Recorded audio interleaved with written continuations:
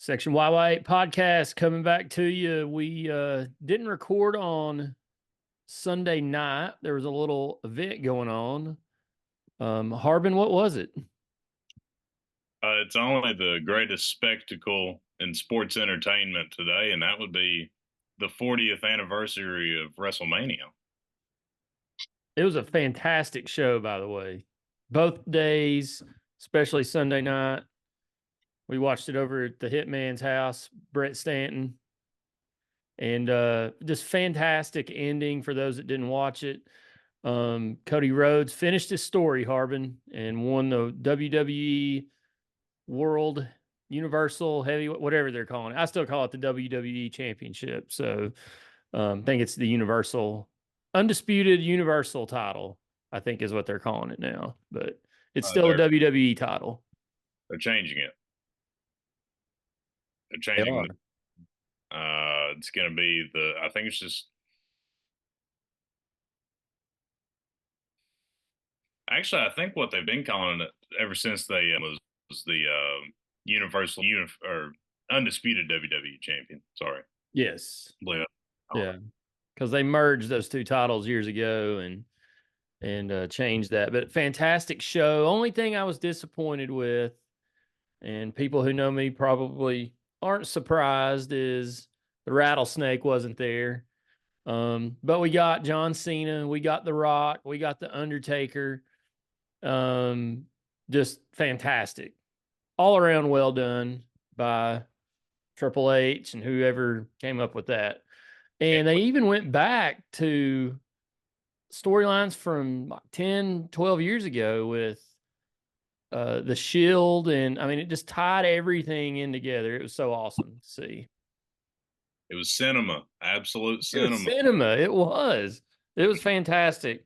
And we got Marshall, Big Marshall. He didn't like it when we acknowledged the tribal chief when he entered the ring. He's a big Cody Rhodes fan, so um, but fantastic show. It's championship season, Harbin. You got WrestleMania. We just crowned national champions in the men's and women's basketball. The Masters is this week. Um, it's there's so much going on, and you can even go into next month. You've got the Indianapolis 500. You've got the Coca-Cola 600. You've got the Kentucky Derby. Just a ton of stuff going on. PGA Championship next month. NBA So, what was that? NBA playoffs. NBA playoffs. I don't know if anybody watches that anymore, but Just some people because do. just because you don't mean anybody else don't. Some people do. I guess watch it. So, yeah, a lot going on. We'll get into the Masters here in a little bit, but so basketball's over, Harbin. Sad.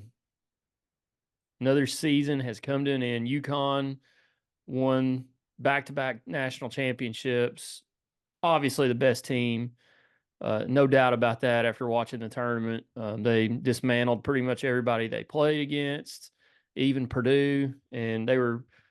I tweeted, I think, that Dan Hurley quickly learned what the rest of the nation learned was Zach Edey plays by a different set of rules, and you could really tell at the first in the first half that Dan Hurley was very agitated, and he's very animated on the sidelines. He gets into it with officials quite a bit, but he was not happy with the way the game was being called and the way Zach Edey was allowed to move people around, throw his arms around, elbows, do whatever he wanted. But in the end, UConn was the better team, had the better plan, better players, better coach. Not saying Matt Painter's a bad coach, but what Dan Hurley's got going on up there at UConn right now, he's got it rolling. I mean, I don't know what next year will look like for them. I think, like everybody else, they're going to have a huge roster turnover. I think half the country's in the portal right now, but um, the season has ended. Harbin, thoughts on the national title game? Real quick. Here's the thing with UConn. They had a very different team this year than the team that won last year. Uh, Exactly. Obviously, I mean, Klingon returned. I'm not going to get into their whole roster, but a lot of people are comparing them to the Florida team that went back to back. 06, oh 07. It's not even close to the same thing. Florida brought back that whole team. The Duke team that went back to back in the 90s, they brought back most of that team. This is one of the most impressive coaching jobs I've ever seen by Dan Hurley. And this is the new age, and this is how it's going to look. It's not like they only lost a couple guys and they added a couple guys. Like, they're probably top three players from last year weren't back, and they still got it done, and they still beat the hell out of people. Um, but it's what they say these days. Special teams, special players, special plays. What's up, brothers? Um, but I made a lot of money on UConn minus 6.5. That was, in my opinion, stealing. They'd won 10 straight tournament games by 13 or more, and they give you a line where they only got to win by 7. I used logic. I don't win a lot of bets, but I won that one. And that was a good one to win. I saw that line come out the other day and I was like, that seems awfully low. I guess they were factoring in Edie and how he might perform or the officials, but still, I thought that was awfully. I thought it was about 3 or 4 points too low. Well, I loved Hurley's game plan with Edie. You know, he let him get hot early. I don't know if he let him, but he let him get a lot of one-on-ones early. I mean, he scored 13 or 14 quick. And the game was tight for a while. And he got wore out. A guy that's 7'5", 300 pounds can't play 40 minutes of basketball. That's just not going to happen. He let him get wore out, and then he sat clinging for a while and brought in that other big guy. The other big guy kind of knocked the hell out of him, essentially. He played less than 10 minutes, but he definitely got his money worth on fouls, and I think it took a little bit of a toll on Edie. But UConn did an incredible job of locking everybody else down. The recipe's simple. If you let one player get 40 and lock everybody else down, UConn can score 41 points. That's Yeah. just kind of how I look at it. They've probably got the best perimeter defender in the country in Castle. He played very well. Didn't he get MVP, or was it Tristan Newton? I'm gonna be honest. I don't know.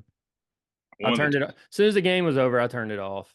one of the two got tournament MVP. I don't know, but that's probably the best college basketball team that I've seen in my lifetime that actually went the distance. That Kentucky team that was undefeated that lost in the Final Four is up there, but to go through the path that they did, that was not the easiest path, and their closest game was 13 or 14 points. That's something that you're not going to see for a while. Yeah, I think I saw that Florida team in 06 and 07 in person twice or 3 times. I'm sorry. Saw them twice, once in 06, once in 07 at Thompson Bowling.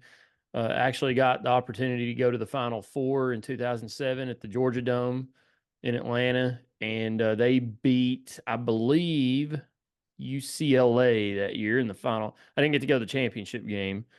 John Walker and I went down and let's see, Ohio State played Georgetown. I think Ohio State beat Georgetown and Florida beat Ohio State in the Natty to win the back to back. But that team was very good, had a lot of talent on it. Great coach. Um, I obviously didn't see UConn in person, but they're very good right up there with them. It'd be cool to see those two go back and play a game. But um, what I want to do, Harbin, and I sent this to you earlier, recap Tennessee season. So college basketball's over. What I wanted to recap what Tennessee did this past year because we talked about it a little bit on last pod that we had, but we mainly talked about the win versus Creighton, the loss versus Purdue. But kind of recap where Tennessee, where they finished this year, and then look ahead to what's coming up for the Vols. Because since we recorded last, since Tennessee lost to Purdue, there's been a ton of changes with Tennessee basketball. And if you have been under a rock or just have checked out since basketball or since the Vols lost to Purdue, you probably won't recognize the roster at this point because there's been several changes and some transfers to get into. But I'll put this on the screen for those listening. I'll read it off to you. Tennessee. So if you're watching, you can see this obviously. But SEC champions, 14-4. Hang a banner. That's a legit banner, in my opinion. First Elite Eight appearance since 2010. Back-to-back Sweet 16s, first since 07-08. 27 wins, the third time under Rick Barnes that Tennessee's accomplished 27 plus wins. 10 wins against the net top 50. You all know that I talk about the net, Ken Palm, all the analytics stuff a lot. But Tennessee had 10 wins against the top 50. And if you say the top 51, they had 11 because South Carolina finished number 51 in the net this year. Dalton Connect, SEC Player of the Year. Zakai Ziegler, SEC Defensive Player of the Year. Dalton Connect, Zakai Ziegler, first team All SEC. Jonas Adu, second team All SEC. And even a shout out to the fans. Average attendance this year at Thompson Bowling, 19,664. 8 total sellouts, a Thompson Bowling Arena record. And Tennessee had 4 of the 6 largest crowds this season across the entirety of Division I basketball. So no wonder tickets were so expensive trying to find them on the secondary market. I mean, I knew they were sold out, but I didn't realize. I mean, I know, what was it? The Auburn game and another game, maybe the Bama game, I can't remember, went over 22,000. Well, the official capacity is 21,000 and change. So they had a couple that went. The fire marshal must have been turning his head that day. But you also had Dalton Connect, SEC Player of the Year, first team All SEC, first team consensus All American, SEC scoring champion.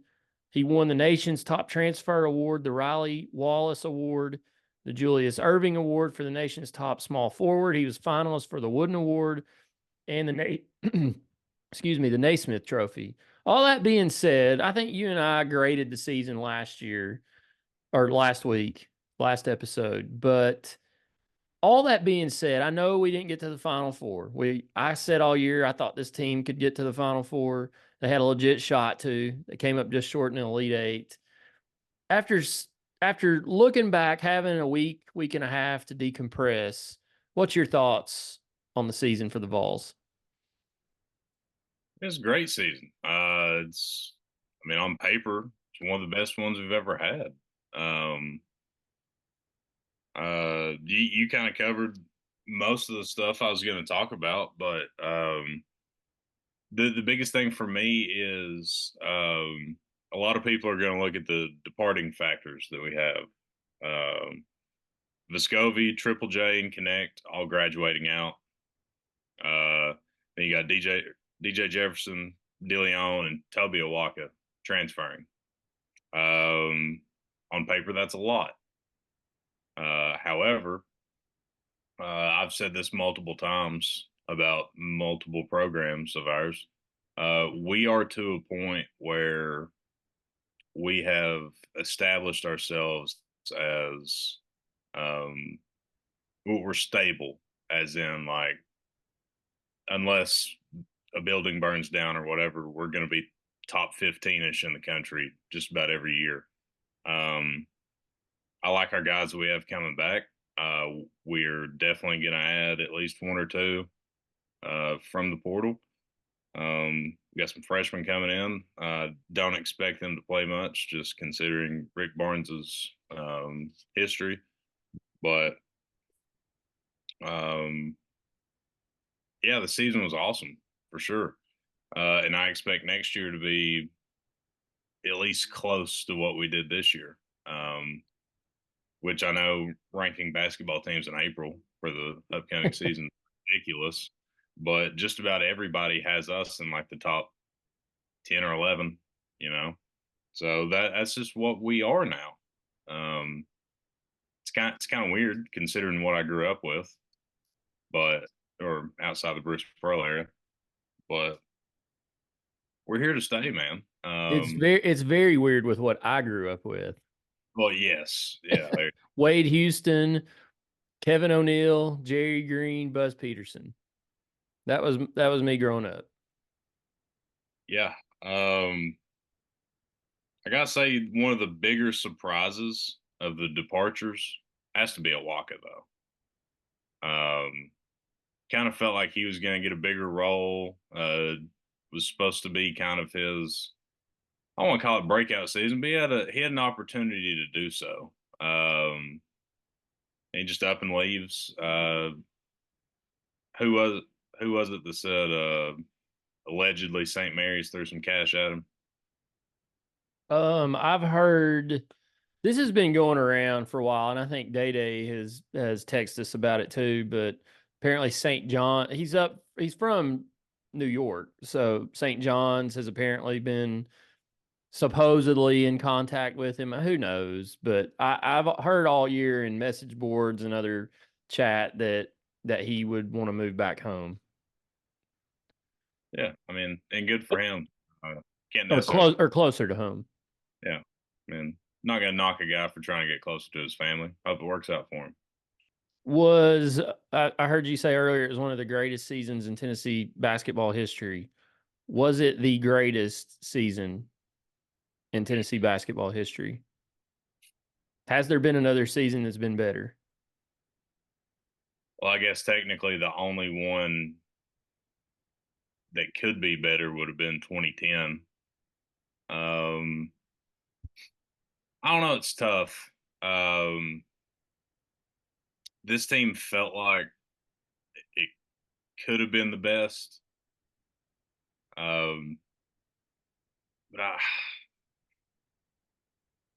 thing about it is, and I hate to sound this way, but if we'd got put in the correct region, like you said last week, we'd have been in the Final Four, and then it would be a no brainer. Like this is the best team we've ever had, and obviously it's the same team. And obviously the way the bracket worked out, we would have played Purdue in the Final Four, and let's just assume that it was the same exact outcome. Uh, we're looking at this completely different. You know, um, your and I's bank accounts are looking way bleaker because we we would have been in Arizona. Oh yeah. Here, I'll say this before we go any Probably, further. probably is because Connect put. I think Connect is the tiebreaker with the 2010 team. You can say, see, I think this team start to finish was a better team than that 2009 2010 team. I mean, they were a 6 seed that year, if I remember correctly, and won some games. They beat a 2 seed Ohio State in the Sweet 16. I mean, they won some games. Not like that. I'm not saying they were bad, but start to finish, I mean, let me look it up here while we're talking about it. Let's see. Tennessee was finished the season number 9 in the coaches poll, 15 in the AP poll, 28-9 overall, 11-5 in the SEC. Finished third in that was back when they had divisions. Finished third in the East behind Vandy and Kentucky.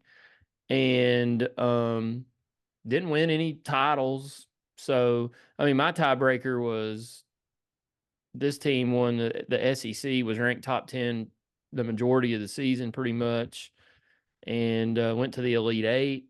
I just think they're a better team than that 2009 2010 team, which was a very good team. Um, also had a lot of issues going on with it. That was the year that Tyler Smith and Brian Williams, Cam Tatum, and was it Goins got arrested before the I Kansas game, and then we beat Kansas I without think it those was four. I think it was Ramar Smith, wasn't it? Or maybe I'll have to look that one up. But One of them. yeah, they were all in the car together. I can't remember what they were doing, but yeah, I would say that this year's team was the best team in program history. Now I can't go back to the Ray Mears era. I don't know enough about those teams. I don't think they ever really won anything. They just had some great players, but um, they won the SEC title in 1979, but that wasn't Ray Mears. He was gone by that point. But I would have to say that. So, you know, where does Tennessee go from here, Harbin? I guess is the big question. You hit on it just a little bit, and we'll put this up on the screen for the folks at home to listen. But I mean, you look at what Rick Barnes has done since he's been here. Let's take a wide Goodyear Blunt view of the Rick Barnes era. He's won two SEC championships, one tournament championship.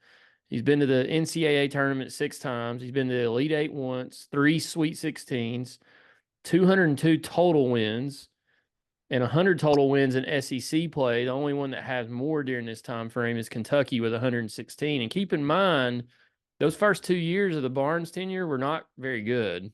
I mean, they were not good. They were, I don't even think they were middle of the pack. I think they were below middle of the pack. He's had a defensive player in the year of the year in Zakai Ziegler this year. He's had two people, but three SEC players of the year, Dalton Connect and Grant Williams twice. And there's 14 players currently on professional rosters, 5 in the NBA/G League, a lot overseas. But all that being said, there's a track record here. Barnes has built a program that was in pretty rough shape when he came in. And I think, like you said earlier, we're in a stable situation, even though there's a lot of roster upheaval right now. But there's a lot of roster upheaval all over the country. I mean, Arizona's lost a bunch of players. There's players leaving. Arkansas has no players. I know they got John Calipari today, but they have no players. And just looking at Tennessee's outlook next year, you take out you mentioned them, Dalton Connect, Vescovi, Triple J, DeLeon is out, which I kind of was disappointed that he left. I'm not surprised, but I am a little disappointed because I wanted to see him, with a little more playing time, how he might, produce in this lineup because he was a pretty highly recruited player coming in. DJ Jefferson, I'm not a bit surprised. He couldn't get on the court and he was injured quite a bit. He's gone. Tobe Awaka did surprise me, but I'm not really all that concerned about him leaving because, I mean, he does leave a hole, but it's a hole that can be filled. But you look coming back, you got Ziegler, Adu, Meshack, Gainey, Estrella all played, with the exception of Estrella, played significant minutes. You got Cam Carr, Cade Phillips, and then the only freshman we have, only high school player coming in, Bishop Boswell, a 4-star out of, I believe it's Charlotte. Don't think he'll play much, but you never know.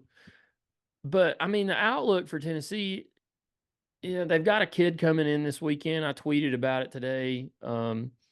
He's a transfer. He's in the portal from Hofstra.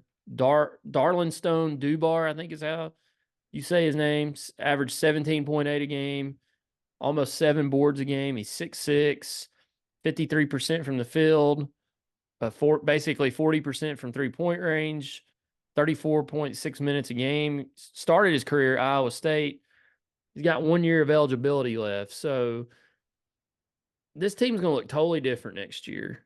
And I don't know who else Tennessee's going to go after. There's so many names in the portal, but what's your thoughts about this roster right now? And I know you hit on it a little bit earlier, but it's going to be a totally different team next year. And I think we say this every year anymore, but it's going to be totally different.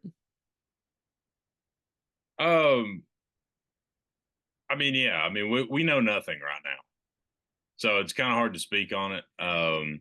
There's been a lot of chatter about the center from Arizona coming here. Um, I'd be glad to have him. His huge body. Um, he's kind of like just dumbing it down a ton. He's like if Awaka and Adu had like a love child. He's Adu's height or taller, and he's got a lot more muscle on him.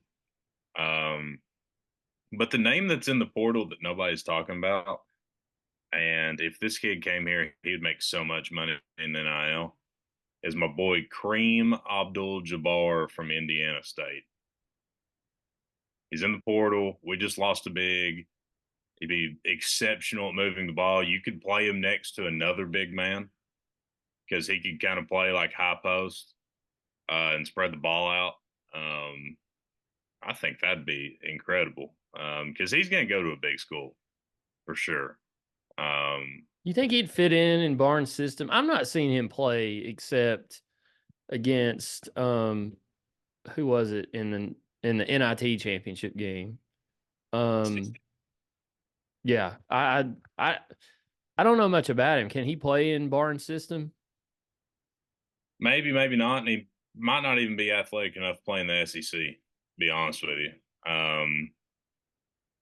But Weigels would sign that kid to a deal the first day he was on campus. Like they tweeted at him and called him Milk Chamberlain.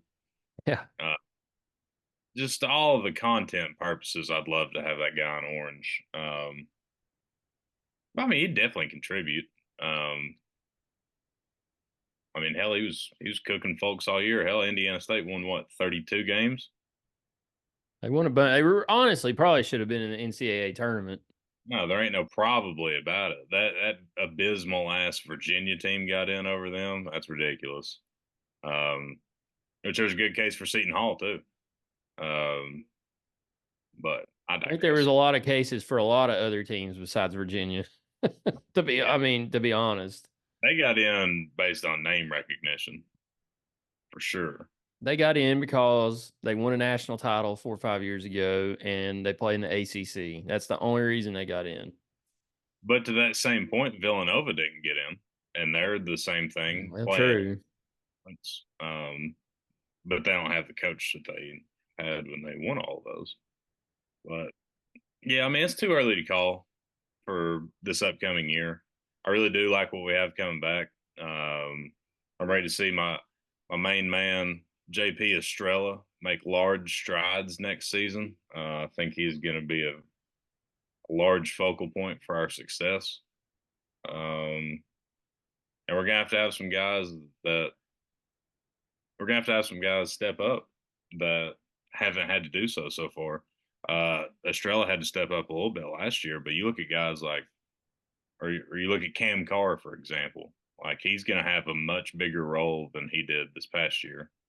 I think he's going to get significant minutes based on what we currently have, which, like we've said a few times, you never know with what we got coming in. So, Yeah, it'll but be. I like, Yeah, sorry. Go ahead. all right, there you go. I was just going to say, I like where we're at and I like where we're headed. Yeah, I mean, even with those now six that are gone, and I don't know, there's a lot of chatter out there, and I don't know how substantial it is about Adu and Meshack leaving. And they've not entered the portal. This has just come out of nowhere. I think you had said something about you'd heard Meshack. I hadn't really heard that, but I keep seeing people talking about Adu and Meshack. It's just today is what I saw. I don't quite understand those, but hell, I don't quite understand anybody for some of the reasons they transfer anymore. So that well, wouldn't shock me if if anybody else put their name in the portal at this point. to be completely fair, Basilio was the one that said Meshack, so you might not need to put a whole lot of stock into There that. you go. I didn't know that's where that came from, but that explains a lot. Yeah, Um, take that for what you will. yeah, it'll be interesting. I tried to look a little bit at lunch today at the portal, and I don't know what Tennessee's targeting. There's a lot of big names out there. And I mean, this kid from Hofstra is not really one of the higher ranked players out of the portal, but he seems like a guy or a player that can fit what Tennessee's looking for. He can score, he can guard different positions. I mean, at 6'6", he's kind of like a triple J that can maybe score a little bit more.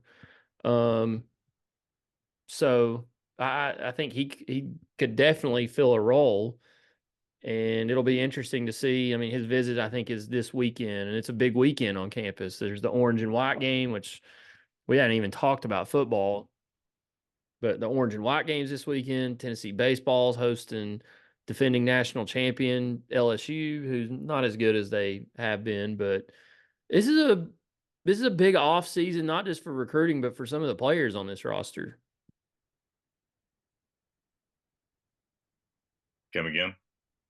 Did you lose me there? Yeah.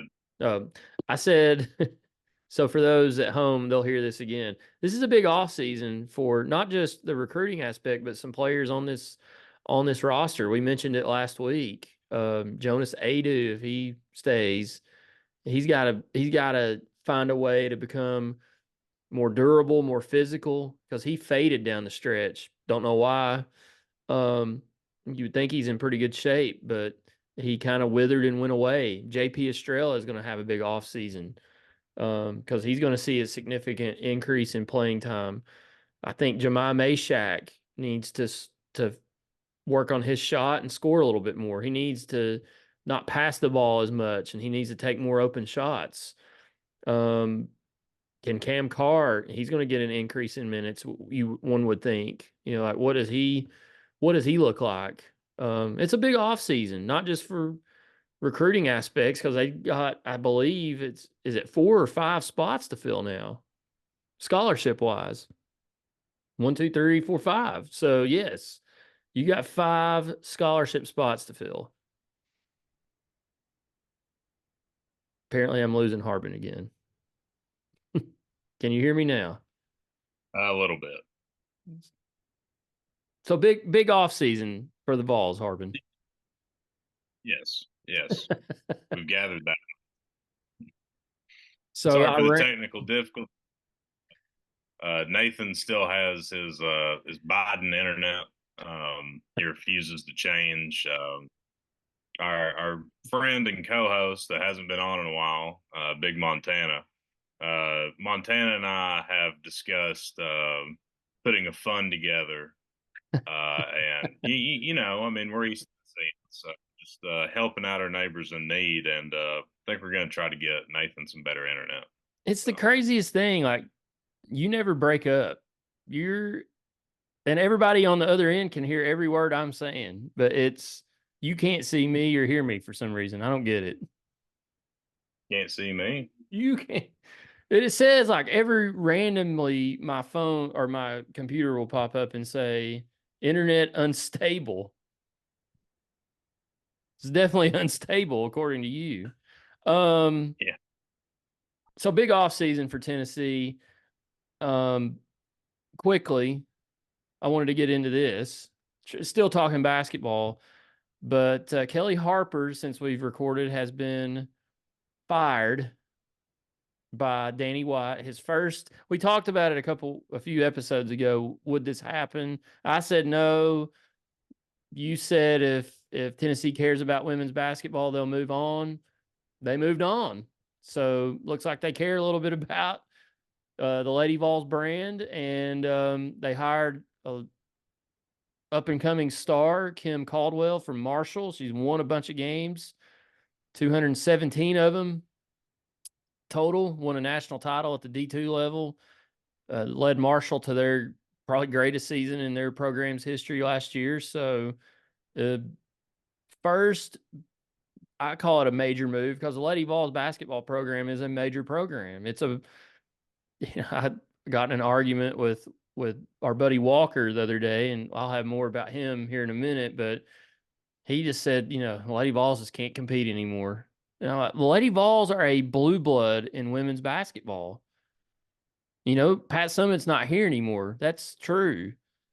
But they have the second most national titles in the sport's history. They are a blue blood. And when people see that Lady Vols logo, it means something. And the program, I tweeted it a couple weeks ago, the program is not at the level that it should be right now. And it's not been that way since Pat Summitt had to retire. And it's been allowed to kind of linger in this zone for too long, in my opinion. And it's going to take some work to get them out of it. They can absolutely get out of it. They've got the money, they've got the facilities, they've got the fan base, they've got everything they need to compete with South Carolina, with LSU, with UConn, and whoever. And I don't get when people say that we can't do that anymore just because Pat Summitt's not here. That's absolutely not true. And this program needs to be treated like a blue blood. And the only criticism I have of the hire is a program like that should be able to go out and get whoever they want. And those people may not have been available. We may have called those people, and they may not have wanted to come here. But I think after that, this is probably the best hire you could have made. Besides, I wanted the guy at Louisville, but I think looking at her resume, she fits what we want here. I quickly looked at her resume earlier this evening. Um, so she started coaching in the 2016-2017 season at Glenville State, which is her alma mater. It's where she played at. Um, she's 217 and 31 at Glenville, plus the one season at Marshall. Obviously, you said national champion. She went back to back D2 Final Fours. Um, she it is okay. This is hilarious. She has won her conference every single Yeah. year she coached. Yeah, I saw that. That's crazy. So at all 6 years she was at Glenville State, regular season champs. They don't do conference tournaments in D2. I could be wrong on that. I don't think they do. Um, and then in her 1 year at Marshall, so with a bunch of girls she don't know, they only won the Sun Belt regular season and the Sun Belt tournament, and obviously played in the women's national tournament. The chick's resume is unreal, especially for as young as she is. She's in her early 30s now, 36. 36. Okay. Um, I mean, she has a career win percentage of 88. And I don't care what level you're coaching at. Some people are going to be like, oh, it's D2. Oh, she was at Marshall. Who cares? Um, if you can coach, you can coach. That's just how I've always looked at it. And all the greats cut their teeth and started somewhere smaller than where they ended up. Um, on paper, I love this hire. I think it's great. And not to mention, the ladies have had Tony Vitella for the last 6 years. Now the men have a little bit of something of the same category. So hopefully, Some of the ladies aren't happy about that either, are they? well, I'm sure they're not. God forbid. Sorry, maybe we can bring Holly Warlick back. Ugh. Um, but hopefully she has the same success as Tony V. Yeah. I trust the hell out of Danny White. He's done an A++ job with this university's athletic program as a whole so far. And I have no reason to believe that this hire is any different. Um, I mean, obviously, we're not going to go undefeated and win the SEC first year with her. You're gonna have to give her a little bit, but I think on paper I love the hire. I think it's a pretty good hire. It was under the radar. I don't think anybody really pinpointed this one outside of Richard G. West, which is hilarious. But yeah, I approve. I approve. There was there was a one other person that I saw had listed her, but not as the top target, but she was on that short list. So Danny White said she blew him away at the interview. So it was, I like what I see so far. What?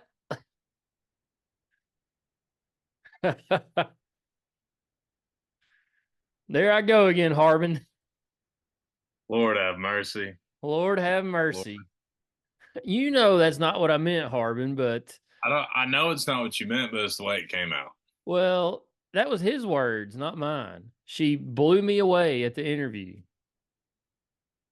Well, she got the job. Well, what does that mean? I don't know. I don't care. Just hope she wins. Just win, baby. Just win. Just win. Kim, just win. Um, so this hire brought up something. Our buddy Walker, who never listens to the show, so he probably won't ever hear this. But I did tell him, I said, I'm not going to roast you, but I'm going to go after you this week a little bit because he started on the other night that, yeah, Walker, bless his heart, he's one of many. There's others like this that Tennessee just can't compete. Woe is up. I mean, we just can't do this. And I'm shocked that there's still people out there that when you look at Tennessee athletics as a whole right now, I mean, I grew up with women's basketball winning 3 straight national titles and winning the SEC pretty much every year. I grew up when Tennessee football was a powerhouse on the national scene, won two SEC titles and a national title, and had a chance to go to another one until they gagged in 2001. Baseball went to the World Series a couple times. Softball was just getting off the ground, but this time frame we're in right now, Harbin, and I think you've talked about it on here, and some others have too, is probably the best 5 year stretch we've had in a long, long time, and you could probably argue it's the best 5 year stretch ever in Tennessee athletics. I mean, take a look at it. You got men's basketball. We mentioned what they've done earlier. You've got softball. They won the SEC title, SEC tournament title last year, went to the College World Series. Baseball won the 2022 SEC title, won the 2022 SEC tournament. They've been to two College World Series. Football won the Orange Bowl, first New Year's Six Bowl since '99. Volleyball went to the Sweet 16 last year for the first time since '05. I probably missed some other sport that's really done a lot better. I mean, heck, even our cornhole team won the national title a couple years ago. Rugby has been very good. Now, those are club sports. Another club sport that was really good this year was the ice hockey team. It has nothing to do with Tennessee athletics. I understand that, but I'm just saying they've been very good too. But this past 5 year stretch has been really good, and uh, he texted me and said Pat Summit was basically our peak here at Tennessee. Um, And he also went on to say Tennessee won't win a championship the next 5 years in any sport. And I said, what are you talking about? I just read these right here. Tennessee has won a ton of championships, not national championships, but the SEC is about as good as it gets. And you win the SEC in a sport, that says a whole lot. And I asked him why. I said, why do you even go to the games? If you're going to have that attitude, and there's other people out there like this, and it drives me crazy. Why go to the games? Why watch? If you're going to have that attitude, we can't do it. Tennessee can compete with anybody in the SEC. They can compete with anybody in the nation. And under the right leadership, which this university's not had in a very long time, and they have it now. And you're starting to see some of this stuff that you're seeing is a result of great leadership. And you've got Randy Boyd at the head of the table. You've got Dondi Plowman at the head of the UT table or UT Knoxville table. And you got an athletic director that wants to raise money, have great facilities, and wants to win. We've not had that. Dave Hart was a penny pincher when he was here. The good thing he did was hire Rick Barnes. John Curry, I don't know what his deal was when he was here. He hired Vitello. That was about it. Philip Fulmer, we've talked about him at nausea on here. He hired Kelly Harper. That didn't work out. He hired Jeremy Pruitt. That definitely didn't work out. And even back before that, you had Mike Hamilton, who was a great fundraiser, but he was kind of I don't know how to describe it. I think what tore me up about Mike Hamilton was how he handled the whole Bruce Pearl situation. He cowered to the NCAA instead of standing up and fighting, which we've seen the opposite now with how the allegations against the football program have been handled. Um, Here recently with the NCAA. Totally different. If Mike Hamilton was here, he would have just, well, I guess we're just going to have to go along with it. We can't do anything about it. He should have stood up and fought that crap. And Bruce Pearl was partly to blame. He should have been suspended. He should have been punished. But I think the 3 year show cause was ridiculous. And Mike Hamilton didn't fight it. And it set our basketball program back years that we're just now getting out of it with under Rick Barnes. But what do you think? I mean, I think Tennessee athletics is in a great spot right now. We're seeing unprecedented success across all sports.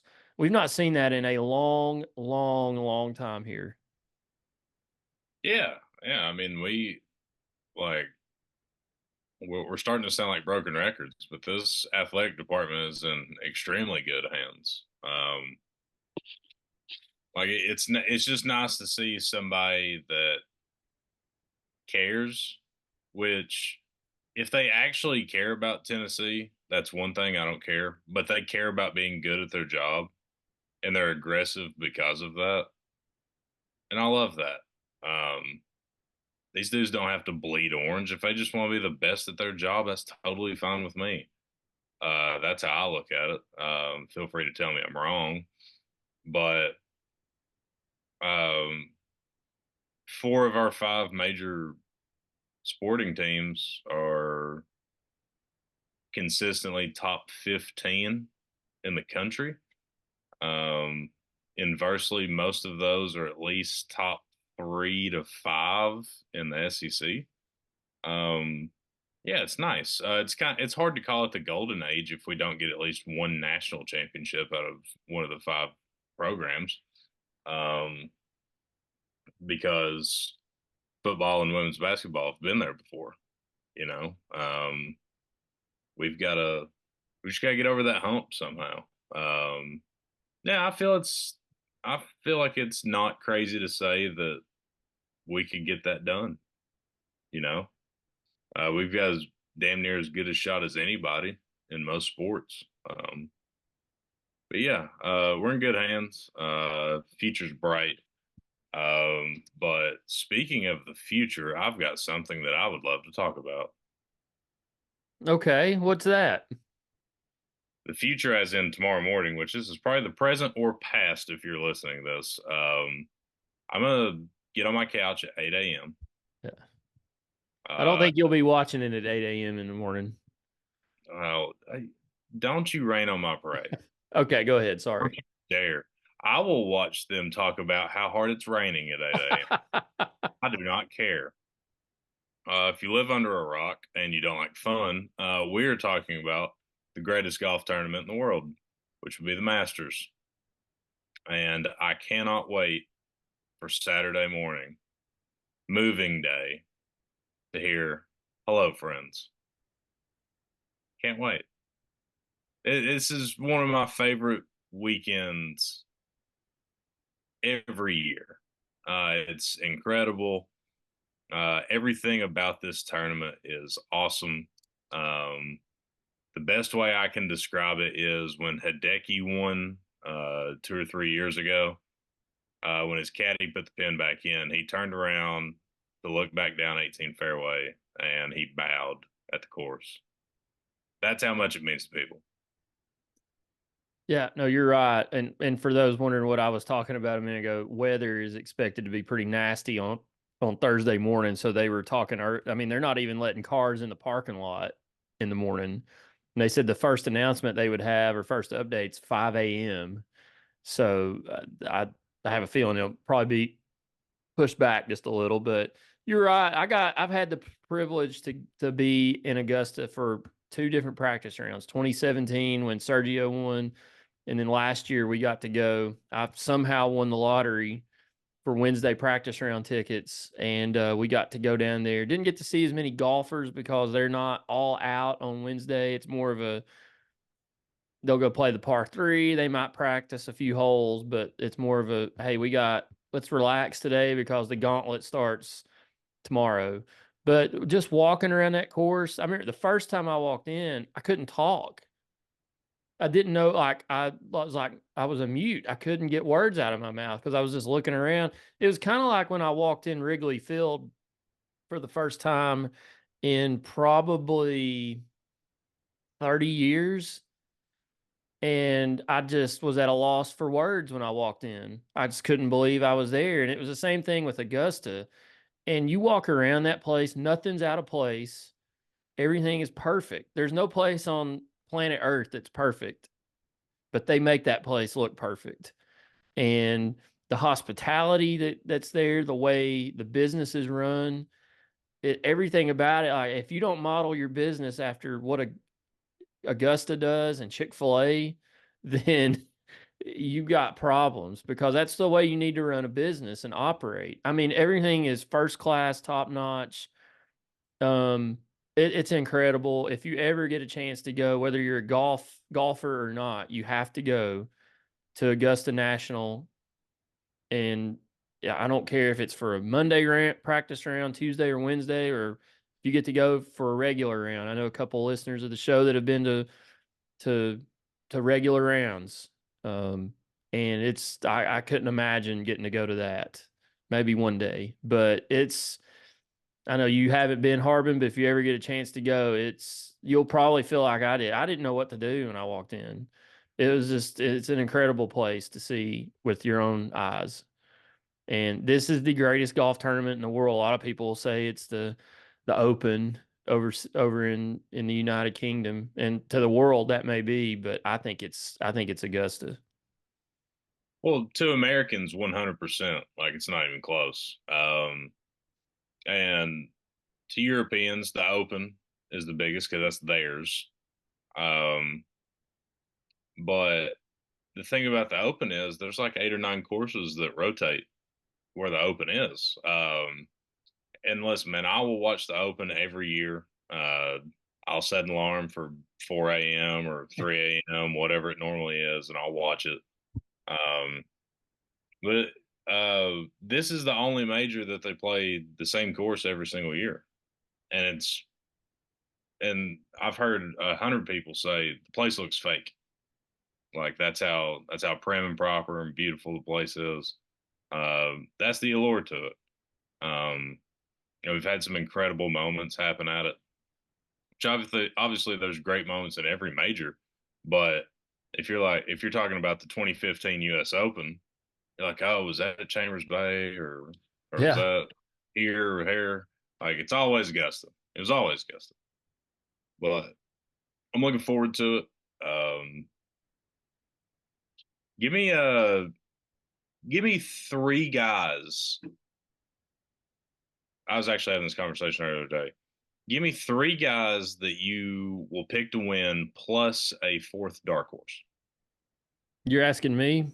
Yeah, I kind of put you on the spot. Sorry.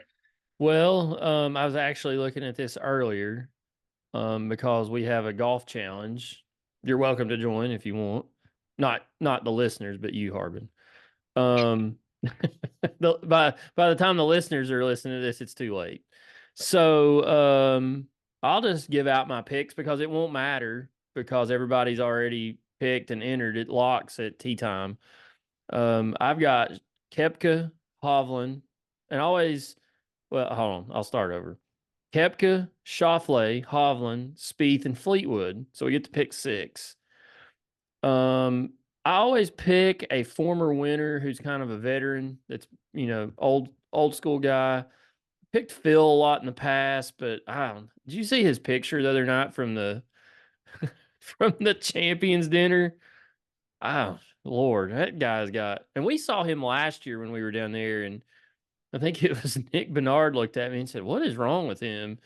And I can't remember who said it. Maybe Drew. Okay. Like he looks like he's on coke. Oh, yeah. But I picked Adam Scott. We got to follow Adam Scott around last year. Love his swing, but I got to go back and look at these picks again. So this may not be my picks, but it's a cumulative score. You drop your high score and they're gone. So um, we'll see how that goes. I don't know. I'm not. I haven't watched enough golf this year. I mean, I've kept up with it, but I haven't watched enough to know. I mean, obviously you got Scheffler that's going to be a popular pick and Rom and I don't know enough about a lot of these golfers to know. I just enjoy watching it. I'm obviously Tiger's in it. Everybody said his swing looks really good, but he's hobbling around the course today, they said when he was or yesterday. So that's something to keep an eye on. And they actually showed him hitting on the range earlier this afternoon, and his first drive went 283 carry, and by the time he got done, his ball was carrying 321.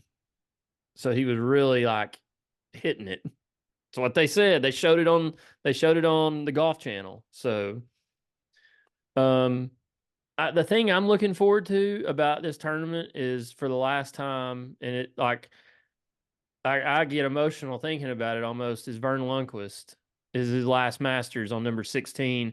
And the Masters has a podcast with Marty Smith and he walks out to 16 and talks to Vern for about 10, 15 minutes. And Vern was telling some old stories, but then they had Vern on the Golf Channel today. So he's not going to be at 16 on Thursday and Friday. He's going to be in the control center because of weather. So he's going to be announcing it, but he won't be at the green.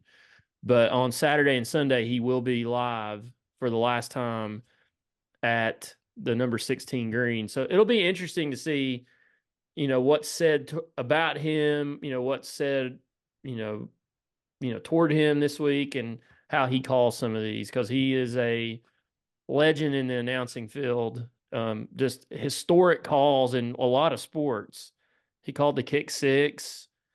I think he did late. He did the Duke Kentucky game in the Elite Eight. The Leitner turnaround jump shot at the buzzer, and then of course the Jack Nicklaus putt on 17 at Augusta. And then all those calls at 16 over the years. And that one that stood out was the Tiger Woods in '05 when he chips it and it sits there on the lip of the hole and then 2 seconds later rolls in. Just historic calls in sports. Yeah, yeah, you're absolutely right. When you think of the Masters, you think of Uncle Vern. He's not the only one, obviously, but he's one of the first 4 or 5 names you think of. So it is going to be weird not having him. Hopefully, they put somebody in there that can halfway fill his shoes. Um, I've got 3 or 4 guys that I've been eyeing to win this thing. I've been doing a lot of research, which I'm also in a golf pool, but ours is set up a little differently. Is y'all's based on like budget, kind of like DraftKings It's a type? salary cap, yes. Yeah, so ours is different. There are 6 tiers, and you get put in the first tier through sixth tier based on your odds to win, based on sports books. And you have to pick one from each bucket, and you take 4 out of the 6 scores for the week. And since this is coming out on Thursday, I will go ahead and reveal my picks for you in order. In the one bucket, I took Xander Schauffele. That man is a walking top 10 at Augusta. I cannot wait to black cat him, and he missed the cut. Uh, and then the 2 bucket, I got Patrick Cantley. Um, Anytime you can get the world number 7 at like number 12 value, you got to do it. Dude's a robot. He was in the second to last group last year. Say what you will about him. He's good. In 3 bucket, I've got Russell Henley. And this is where the research comes in. Kids from Macon, he played at UGA. Georgia guys typically tend to play better at Augusta. They get a little bit more practice there. Think of Patrick Reed, Bubba Watson, those type of guys that went to Georgia. Russell Henley last year came in 4th, and in 3 of the last 4 Masters, he has finished in the top 15. Something to keep an eye on. And then the 4 bucket, I got Patrick Reed, former winner. 5 bucket, Keegan Bradley. And then in the 6 bucket, and my dark horse to get a top 10 is my boy Sepp Straka. Oh, I like there me you some. go. I like What me some. about a local product? Peter Malnati's in a tournament. I love me some Peter. Love Peter Malnati. What? I love Peter Malnati. Um, I hope he plays well, man. I'd really like to see him play the cut, get to play all 4 days. He's obviously good enough to compete with these guys. Hell, he's beat most of them. So it is really cool to see him get to play it, though. It's funny, I was at Dandridge today, and if any of y'all know Greg Kukla, he's one of the head honchos up there. He's a really older guy.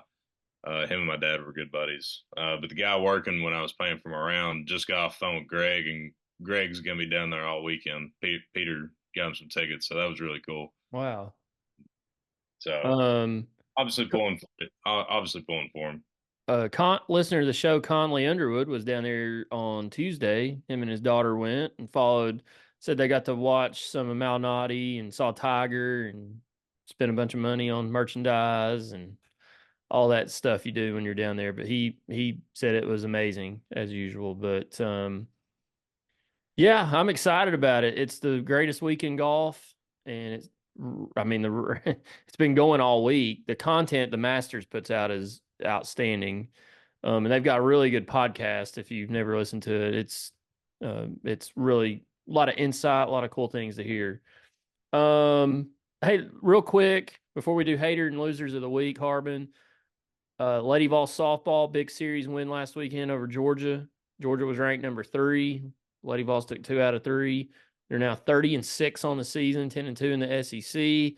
And then the Diamond Vols took 2 or 3 from Auburn, lost on Friday 9-5, and then absolutely decimated Auburn on Saturday and Sunday. On Saturday they won 12-2, Sunday 19-5. They're now 26-6, well 27-6 if you count their win this week. 7-5 in the SEC. Christian Moore, SEC Player of the Week. Both the Vols and the Lady Vols play Mississippi State this weekend. Mm. Or I'm sorry, I wrote this wrong. I'm sorry, totally wrong. Fake news. Lady Vols are at Mississippi State. Vols host LSU. Totally wrote that wrong. Yeah, So I was about to say, yeah, no, that was my fault. I totally wrote that down wrong. I just now saw it. But yeah, Diamond Vols I think are 4th in the country. Lady Vols are 4th now. So both programs in the top 5 in the majority of the rankings. So big series coming up this weekend. Do you have a hater and loser of the week? uh, yeah, yeah, why not? Let's hear it. This one just popped in my head, so it may be a dud. I'm gonna go with the state of Kentucky. Uh, Why is one, that? I mean, there's various reasons, but obviously, if you don't live under a rock, John Calipari is the new head coach of the Arkansas Razorbacks, um, which that was mutual for the most part. Cal knew he was done. The state lost all faith in him, you know. Um, but Kentucky fans damn near ran that guy out of there. And in my opinion, I think they're going to get a little bit of a rude awakening, at least for a little bit, um, in life without Coach Cal. Because I believe Scott Drew is the new Kentucky coach. Is there any confirmation on that? There's been a lot of As of recording this, no, there's been no hire. I've seen rumors, but apparently a private jet went from Kentucky to Waco yesterday and came back today. But Scott Drew was in a restaurant with one of the Baylor with one of the Baylor sponsors eating breakfast this morning. So I haven't heard anything official, but he's the top name on the list. well, yeah, and Kentucky fans right off rip assumed they were going to get Dan Hurley. Like, really?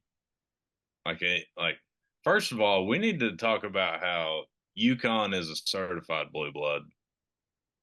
Like, I mean, we had that talk last year, and they're even more of a blue blood now. they have 6 national titles in the last 30 years.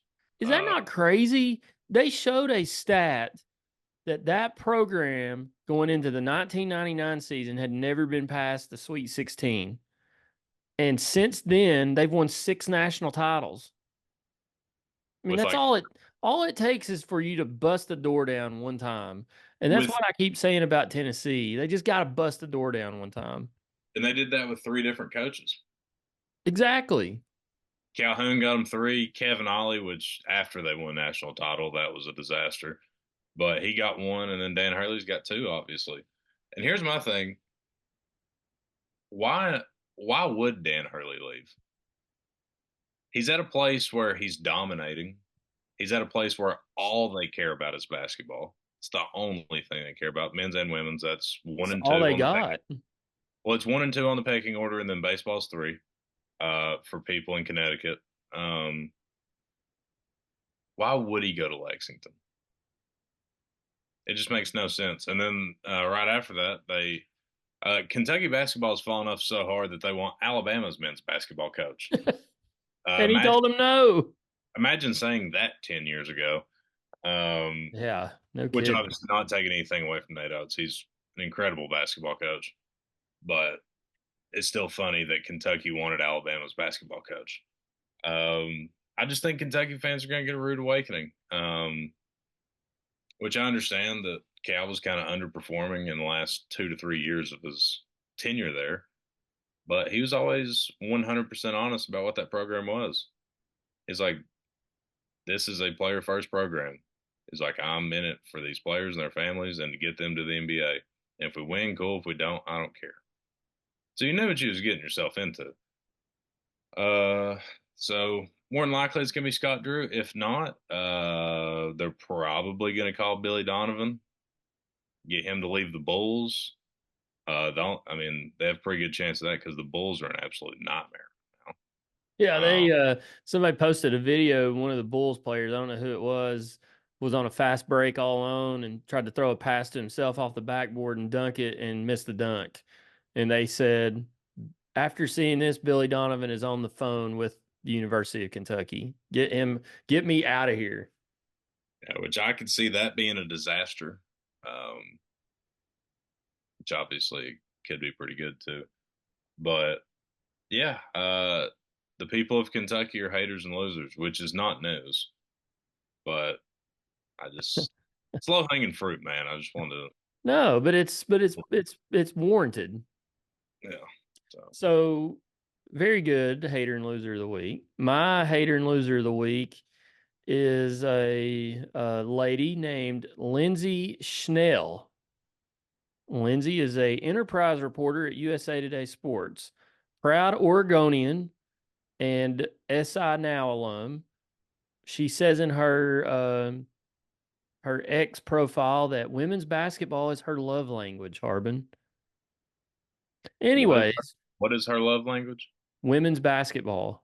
Oh, okay, cool. I don't know what that says, but um, so Tennessee hires Marshall head coach Kim Caldwell. She quote tweets someone about the hiring of Kim Caldwell and says, "Excellent point made just now by a women's basketball coach I'm chatting with. Would Tennessee ever hire a head coach for men's basketball that has no P5 or had no Power 5 experience? I'm going to go with no." She obviously did no research on the Tennessee men's basketball program before tweeting this and proceeded to get absolutely roasted, not just by Tennessee fans, but by a lot of people. And this is the problem with modern journalists, modern media. They don't do any research. They just spout off and say things, and there's morons out there that believe everything they say. Go back and do a little research. I knew most of this off the top of my head. There was a couple I had to look up. But let's look at some Tennessee hires on the men's side the last few decades. Ray Mears, Wittenberg College. Never even heard of it. I'm assuming that's not Power Five. Don DeVoe, Wyoming, not Power Five. Donnie Tyndall, Southern Miss, not Power Five. Conzo Martin, Missouri State, not Power Five. Bruce Pearl, Milwaukee, not a Power Five school. Buzz Peterson, Tulsa, not a Power Five school. Kevin O'Neill, Marquette, also not a Power Five school. Wade Houston was an assistant coach at Louisville, no Power Five experience. The only two on on this list is Jerry Green, who was at Oregon, and Rick Barnes. There's somebody else I'm missing because I was told there was three. I I don't know who I'm missing, but Well, regardless, Louisville's Power Five. yeah, but it says a sitting head coach at a Uh, Power Five. And Wade Houston was only hired to bring in his son. But regardless of all that, Lindsay did no research and proceeded to get roasted over that. She is my hater and loser of the week. She's like most media nationally. They're all woke morons that don't have a clue what they're talking about. They don't need to be in the field. And it's a lot of reason why that industry's dying and they can't figure it out. They're so shocked every time a layoff comes. They just don't understand. That tweet right there is why your industry's dying, because you're morons and you don't know what you're talking about. She's my hater and loser of the week. I mean, that's just social media in a nutshell. It's People, basically society in a nutshell, to be well, honest. yeah, but it's exaggerated on social media. People want to get fake outraged, uh, and then spout off something that they really don't know what they're talking about, and just hope that whoever reads it doesn't put the effort in to check them. It's All kind right, Harbin. Well, the Masters is upcoming. WrestleMania is behind us. What's in store for Cody Rhodes? We don't know. Roman Reigns is probably going to be gone for a while. The Rock is going to be gone for a while. I read John Cena's schedule. Won't allow him to be back till after the first of the year. So he's probably gone for a while. So it'll be interesting to see who the American Nightmare has challenging for the Universal Heavyweight title. we will see. Tune in Friday night on SmackDown. My boy Leonard Belair, Bianca's dad, was at WrestleMania this weekend. I saw him on Saturday night during Bianca's match on Peacock, and he brought back some stuff to show us from the weekend. So he had a blast. Said it was awesome. A little cold on Saturday night, but like we mentioned, big weekend, big time of year. Lots going on. It's championship season. So anything you got before we go? Just hit the Masters music on the outro for me. That's I all I'm will asking. do it. I will do it. That's all. And be sure to watch it this weekend. I'll be wearing my Masters green to work tomorrow. I got a couple polos that I've gotten while I've been down there. Didn't think about it ahead of time. I should have got Conley to get me another one. Crap. I'm sure there'll be somebody that we know go next year. Those are the best polos you can buy, bar none. I've got two polos, a quarter zip, couple hats. Their apparel is outstanding. It's just amazing. It's a tradition unlike any other. They do everything right, Harbin. The food is great. It's cheap. The clothing is great. It's you pay a little bit for it, but it's not. I mean, I can't go to the store right now and buy a polo that's less than $100. All their polos are less than $100. And then the course is what it is. So just an outstanding place. It's going to be a great weekend. Looking forward to it. Amazing, amazing. And a little birdie has told me that someone has got the golf itch again that listens to this show. Chad Grubb. Oh, He is fired up, focused, and getting prepared for the Straw Plains Open this year. by the way, Grub, I turned off my fan. Yes, I did tell him that on the last 2 weeks you've turned your fan off. Yeah. So That was a request from Chad. hope you're proud of me, Grubby. Let me say one more thing about WrestleMania, and then we'll get out.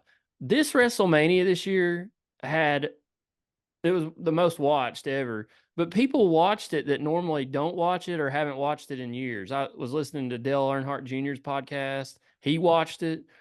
My cousin in Louisiana texted me. She didn't watch it on Sunday, but she heard so much about it. Her and her husband came home Monday night and turned it on. And she texted me and said, "Did you watch this last night?" And I said, "Yeah." And she said, "Me and Joey are getting ready to watch it right now." I was like, "You're kidding me." She is the last person she used to watch it when we were younger. But obviously went away from it. But she watched it and said it was awesome. I just was floored that her of all people were watching was watching WrestleMania. But I went back and watched it again last night, that last match. It was just incredible. Just great cinema, like you said. Martin Scorsese couldn't have drew it up any better. All right. Well, I appreciate everybody listening. Harbin does as well, I'm sure. Um, Remember, we had gained some subscribers on YouTube this past week or so, Harbin. And last week's episode, or our last episode, was our fourth most streamed episode in the history of the YY8 podcast. So thank you guys for listening. Think we had some Purdue folks come in there, but they're welcome to listen too. But check us out on YouTube, like and subscribe. You'll be notified as soon as we post on there. You can always stream us if you're driving around or riding on a mower or walking, exercising, whatever. You can stream us anywhere you get podcasts. Most people listen on Apple Podcasts or Spotify. So be sure to check us out there. For Harbin, I'm Negative Niece. Goodbye, friends. And we'll see you next week on the Section YY8 podcast.